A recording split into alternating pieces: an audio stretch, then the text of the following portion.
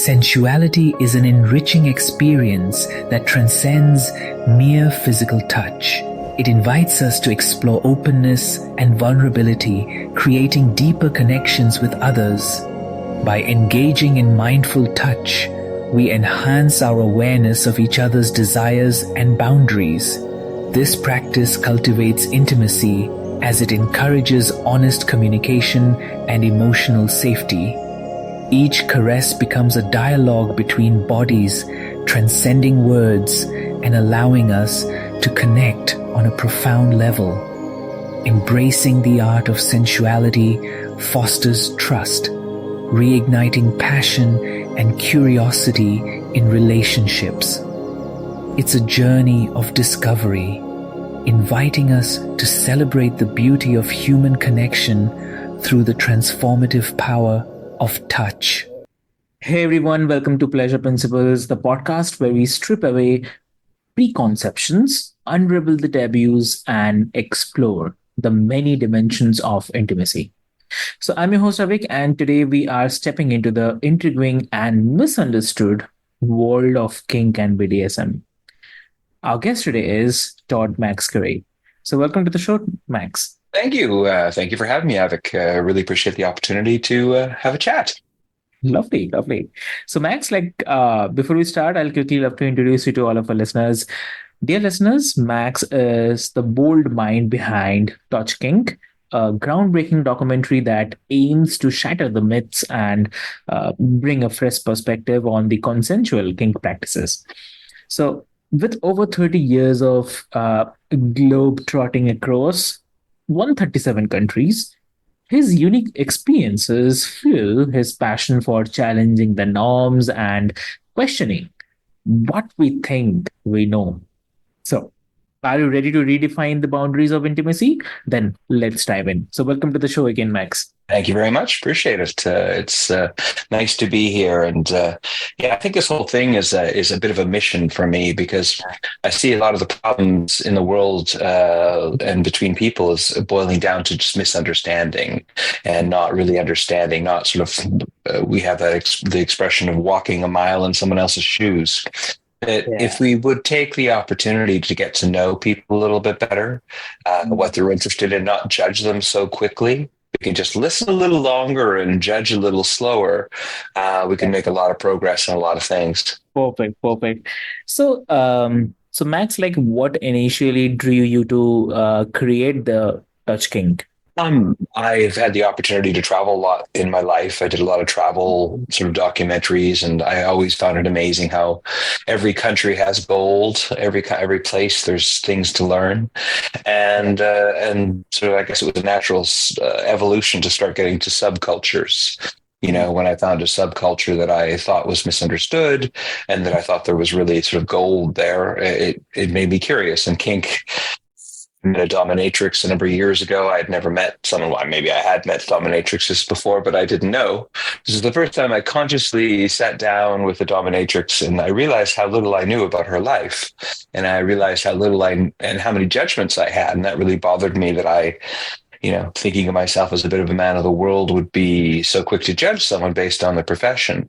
And she was just so calm and so nice, and so took the time to really explain it to me that I just found the whole world fascinating. And that was the beginning of this project of going deeper into this world. It's a world that is judged very harshly. So you have to have an entree. You have to have somebody to bring you in to vouch for you. And she did that for me, which led to this sort of amazing journey of discovery. Yeah, exactly.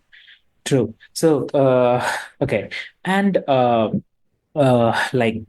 are some of the biggest misconceptions about kink that you hope to challenge through your documentary?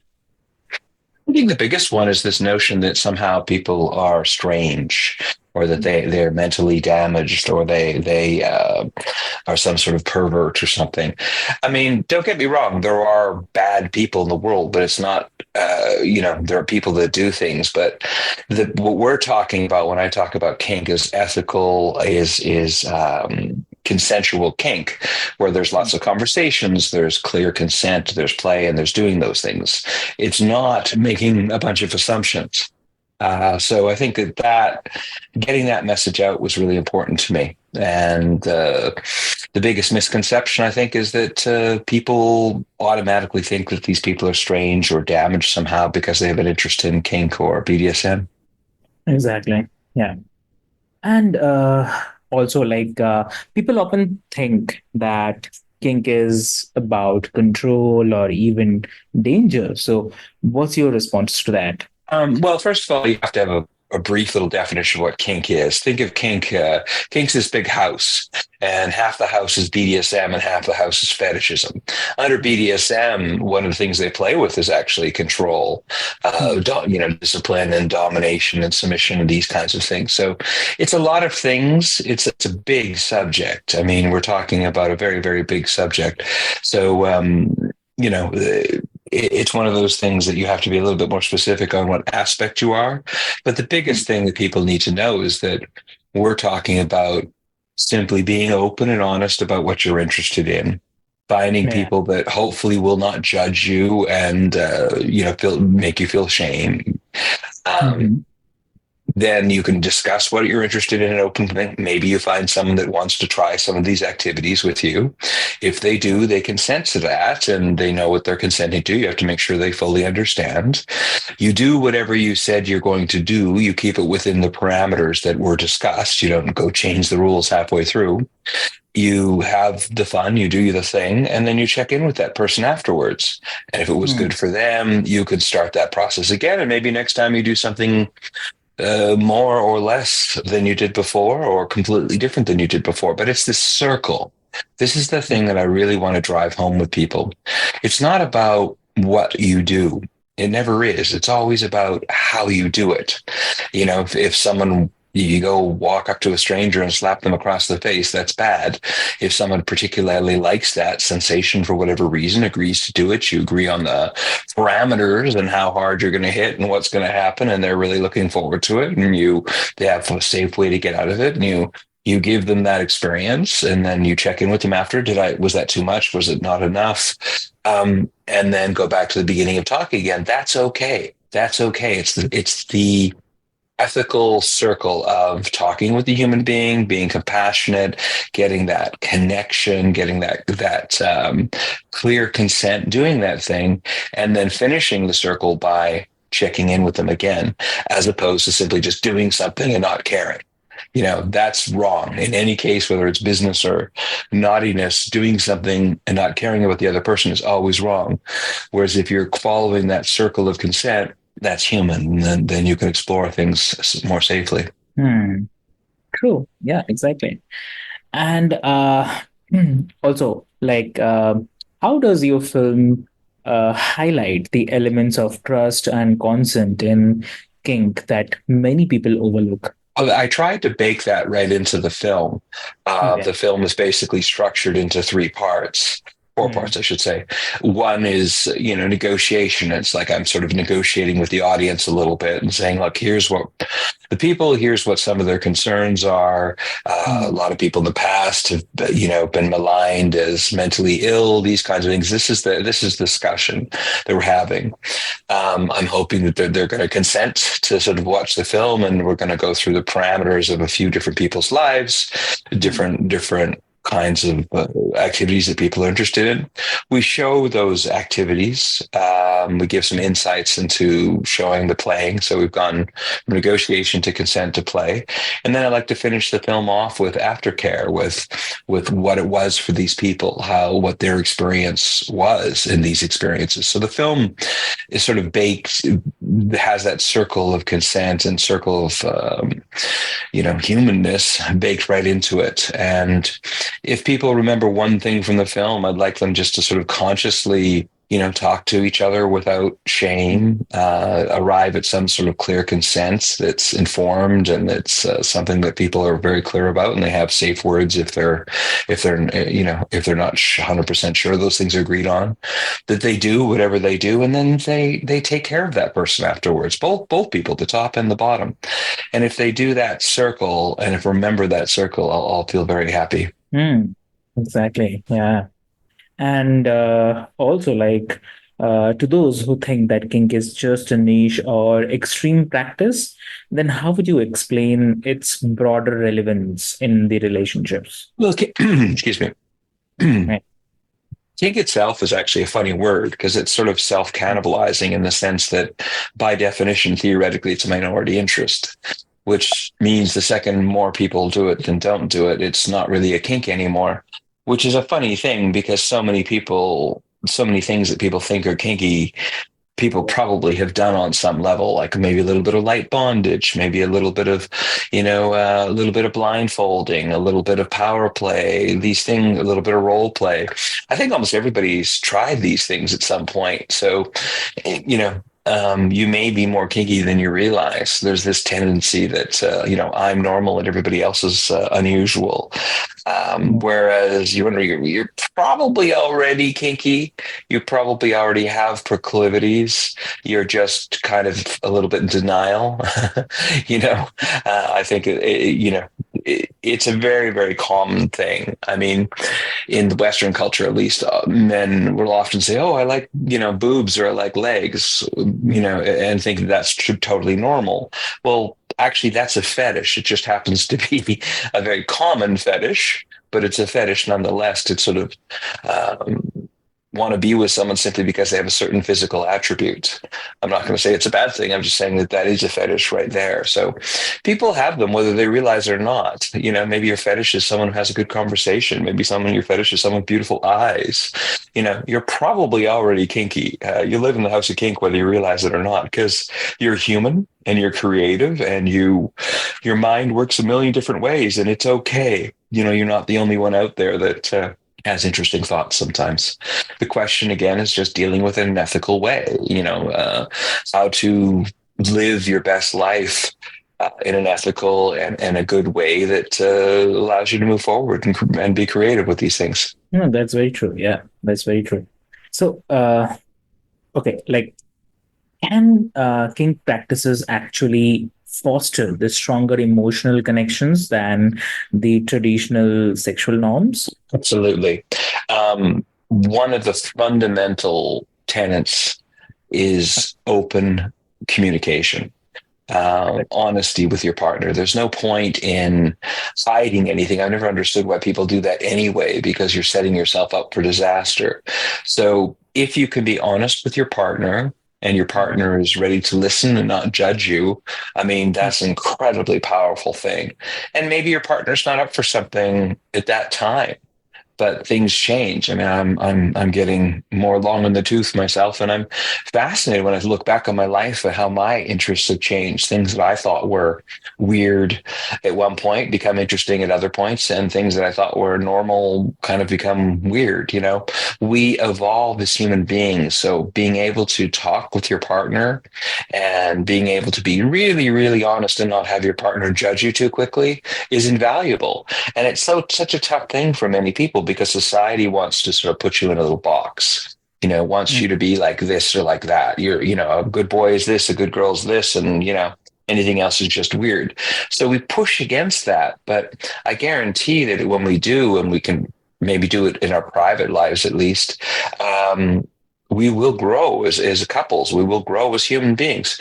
Now, I'm not saying, and I think some people maybe take this too far, where they put it in everyone's face kind of thing. I think there's still a lot to be said for being civilized and being respectful of a given culture, a given situation, whether that's a particular family, a particular religion, a particular country. It's always important to be respectful. If I'm going to come to your house, I'm going to ask you if I'm supposed to take my shoes off or leave my shoes on. I'm going to find out what the traditions are. So I'm going to show respect for you and your house in a public way. What we're talking about is private conversations, your private friends, your private connections.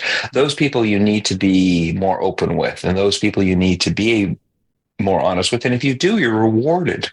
You're rewarded with intense connections because you find out, you're not the only one. And it's a wonderfully creative world that fosters deep, deep connection because you can talk about deep, deep things, while at the same time having a public face that, is more generally fitting. And you can be two people. And I think you should be two people. Exactly. Understood. Perfect. Perfect. And also, listeners might ask that isn't kink just about fulfilling the unusual fantasies, or how does your film address the deeper or human side of it? Well, it all boils down to judgment. You say the unusual fantasies or whatever. I mean, uh, it, what's unusual, what's not unusual. If you feel a need for something, if you feel a connection for it, I think it's important to explore it. Moreover, creativity is the cornerstone of human invention. I mean, Alan Turing, the inventor of the computer, was gay.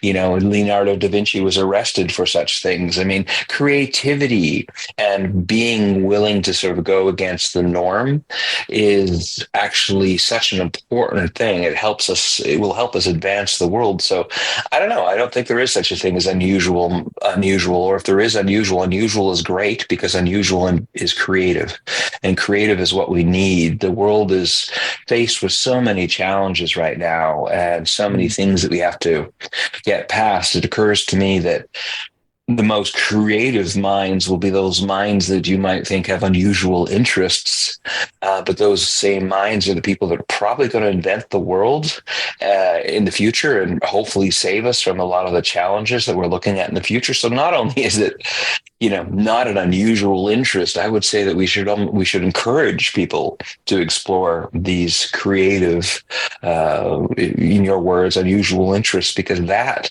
is a cultural imperative. It's a human imperative right now to really encourage that diversity, encourage that creativity. Don't stamp on it, because we're going to need that to solve the problems of the future. So I don't think there's anything such as thing as unusual. Ideas are ideas. And you can explore them any way you want. Again, as long as you don't hurt people in the process. That's about the only rule I got, is don't hurt anybody, and don't do anything without consent, without clear, informed consent. Otherwise, I don't really think there is anything unusual. Everything exists in the world. I mean, yeah, it really does. Understood. Understood. So, how do you think society's outdated views on kink impact those who practice it openly? I think I'll probably get myself into trouble, but I think a lot of the time society is really just kind of dumbs down everything for people. Mhm. Society is sometimes is kind of assuming that you're not very clever, so you can't understand a nuanced view of the world. Therefore, we're just going to give you some hard rules. Just don't do that, which may or may not be useful. Probably, I suppose it is if you're a child and it's not. You don't want to explain to the child that the boiling water is going to burn them. You just say, "Don't touch that." Mm. Society kind of creates these rules to protect us, assuming that we don't know a lot. And I think it's important to recognize that. It's important to recognize that it's a guideline. But society that tries to be dogmatic and says, just don't do it, and we're never going to tell you why don't do it. It's not a useful Mm. society. And frankly, it's sort of insulting. It really is saying we don't think you're smart enough to understand the nuance of any of these situations. So we're just going to tell you those people over there are bad. Those things over there are good, and stay away from that and do that. And, again, if you're not particularly clever, maybe that's the best approach, but it is a little insulting. Yeah, understood. Totally agree. Yeah. And fine. And also on this, for someone who is new to this topic, but also very curious. So, what's a simple way that they can start learning or having conversations about kink safely and respectfully? Well, there's a lot of wonderful books out there, and of course, my movie I think is a great way to sort of introduce them to the world. It's a big world. It's like saying I want to travel, and then you look at different countries, and there's India, and there's France, and there's Australia. You might want to watch a movie about travel before you figure out what country you want to visit. So sort of educate yourself, read a few books, watch a few movies to figure out what continuing the metaphor, what country of kink you want to visit first, and then read guidebooks about that particular place. If I decide I want to go to France, I'm going to maybe buy the guidebook on France now and get to know a little bit more about France after having the overview. So watching my movie, there's a wonderful book called SM 101 by Jay Wiseman.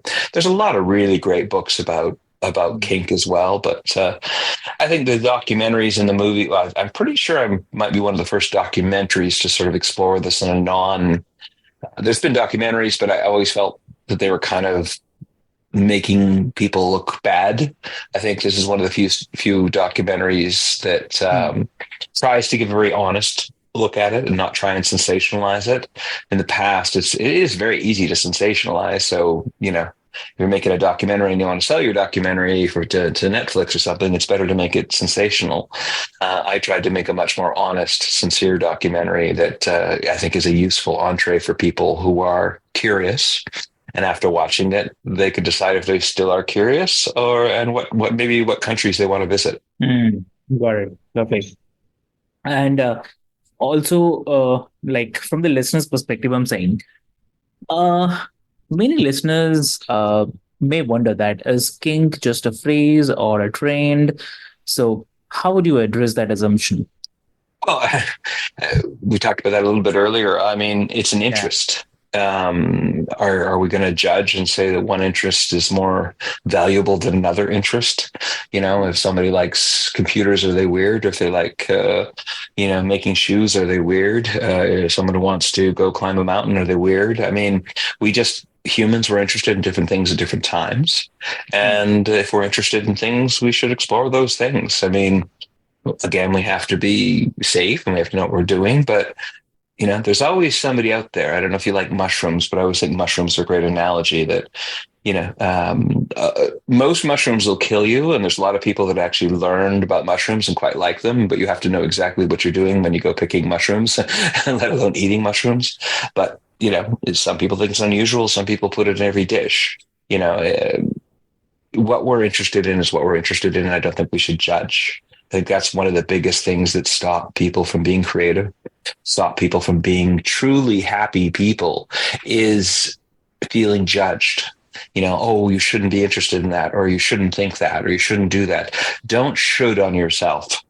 Don't should on yourself. Just if you're interested, explore it, but don't let yourself get shut down. You have one life. You have one life, and live it to the fullest. So many people have that life, but so few people seem to live it. And that's what we're talking about here. Being honest with yourself, learning how to live your life with passion, follow your dreams, follow your ideas, and just do it in a smart, ethical way. In my mind, there's nothing that everyone should be doing it in everything. And you don't have to be kinky if you aren't. Some people actually consider that a kink itself, being more traditional, living a life that people think is the normal life for many people is actually a kink, because they find that appealing in some ways, these traditional ideas of how men and women are supposed to interact. Some people live that life as a kink too. So, what is it really? We're just living our lives. We're trying to be more authentic. We're trying to be more open. We're trying to be more honest, and we're trying to understand ourselves. I heard it said once, there really is only one question. There really is only one story in all things. And that question is, who am I? Because what's really otherwise, the reason I'm talking to you on the podcast, or there's people who are listening, is everyone's trying to figure out who they are and what, who they are. That's it. Every art, music, exploration, they're just trying to understand who they are. So to understand that is the journey, that is the story that we're all on. Who am I? Exactly. Very, very true. Yeah. And also, before we move, like for the listeners who questions how consent and aftercare are handled, how does your film bring light to these aspects? Well, you see people going through the process of, how is this for you? What do you like? Do you have any physical injuries? Do you have any mental problems? Is there anything that's changed since last time that we interacted? Just talking, How are you feeling today? Have you had enough? But did you have breakfast or lunch? Everything feeling good? Do you have any problems? Anything happened recently? Just, getting to know that person and being sure that they're ready to participate. So, that is how you handle consent. Aftercare is different for different people. Sometimes Mm. aftercare is bringing somebody a cup of hot chocolate. Sometimes it's drawing them a warm bath. Sometimes it's just a little conversation. Sometimes it's a cigarette. It's you ask them. Okay, so we're going to do this. We're going to do this thing. Okay, we've agreed to do this thing. We've done this thing. But before we do this thing, actually, tell me, how you like to be taken care of afterwards. We'll do this intense, crazy thing we've decided on doing. I'm judging when I say crazy; it's not crazy, but we did this thing, and once we're finished doing this thing, how do you want to be taken care of? Like, what do you need? Like, what will make you sort of ready to go back to the Mm. regular world? So you discuss that when you're negotiating. So you get clear consent, and you also, when you're having your negotiations and your discussions, you're already asking them, after we do this thing, what do you need to feel good? I think in vanilla culture, sometimes people just go and they shag and then that's it. And, I think a lot of people feel kind of empty afterwards because they were maybe wanting a cuddle or they were wanting some Mm. conversation or whatever. So everybody's different. So it's good to, before you even do the thing, is to ask, what do you need afterwards? What have you learned about yourself that you're going to need afterwards? So discussing the consent and what people know afterwards is already going to put you 1,000 times ahead of what most people do in everyday life. Exactly. Exactly. Very true. Yeah. Lovely. And with this, thank you, Max, for joining us today and sharing your profound insights on the world of kink. And definitely, your work with Touch Kink is changing the way we think about intimacy, trust, and the communication. So, for the listeners, always remember that understanding and acceptance are keys to exploring your own desires and the boundaries. So, whatever they may be sure to check out Touch Kink and join Max on his mission to challenge stereotypes and promote a more open minded view of human sexuality. So, until next time, stay curious, be kind, and embrace your pleasure principles. So, this is your host, Avik, signing off. Thank you so much. Thank you.